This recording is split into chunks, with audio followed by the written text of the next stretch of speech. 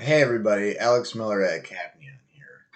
I have an interesting data privacy story hot off the presses in the form of the European Union Data Protection Board fining Meta, the parent of Facebook and Instagram, $1.3 billion for continuing to transfer user data from Europe to the United States, according to them, against the law. I think two things I want to point out before I go into some of the details are A, my interest in this comes from homomorphic encryption and similar privacy enhancing tech is one way that Meta could escape from the problem they're in. It actually fits hand in glove pretty well on this issue.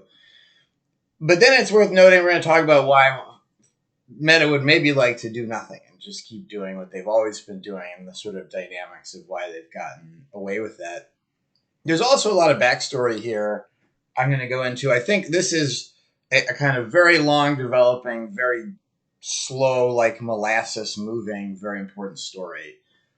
And if you've been watching my videos a while, I have definitely talked about it before, and a lot of my themes here are themes I've revisited. So to start from the very beginning, why is it a problem that Meta might be moving European user data to the United States? Well, in the United States, the government spies on us a lot in the form of all the Edward Snowden revelations.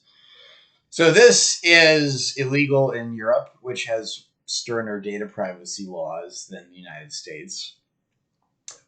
But there's been this very long process of, well, Facebook still transfers data. There's been a parade of, or essentially diplomatic agreements between the European Union and the United States.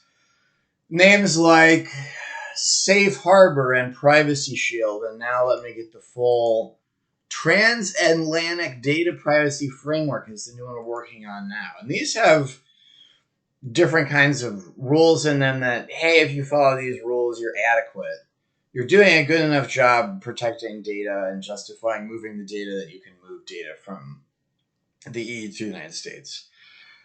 And Meta's got the problem. They're moving a real enormous fire hose of data and probably always fit awkwardly under these data privacy frameworks anyway. But then there's been three of them because every time they come out with a new one, a particular fellow privacy campaigner named Max Schrems has sued, and the European Court of Justice has always found that these adequacy frameworks are actually inadequate. So you can definitely look at this long kind of parade of events and say, well, has Meta been operating illegally in Europe for years and years? That's one interpretation of what's going on. At the same time, there's pretty strong political forces. The European Union would really not, doesn't want to just ban Facebook outright in Europe.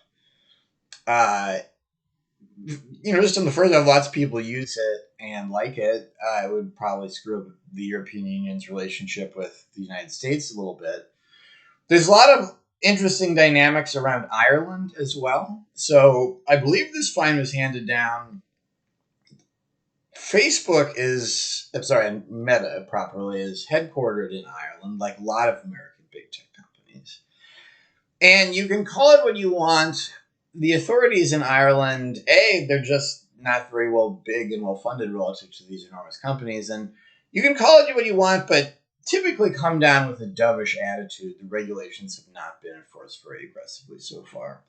So I believe this fine was enforced by the EU level entity over the concerns of the Irish Data Protection Authority. And people kind of insinuate, if you read a lot of articles on this, they all kind of whisper, maybe Ireland doesn't want to enforce these rules that bad. So there's been this very long process of, it's been true forever that it kind of looked like Facebook was just flagrantly disobeying the law, and there have been all these shambolic efforts to find a way to something Facebook's realistically going to do to fix the situation, to not have to go nuclear, and it hasn't worked out. And we're getting to the point in this saga. An interesting part of the ruling, in addition to the fine, which was, of course, the greatest ever, was that Facebook's actually supposed to stop transferring data now. And I mentioned some very fascinating, possibly transformative, emerging technology ways you could solve this problem.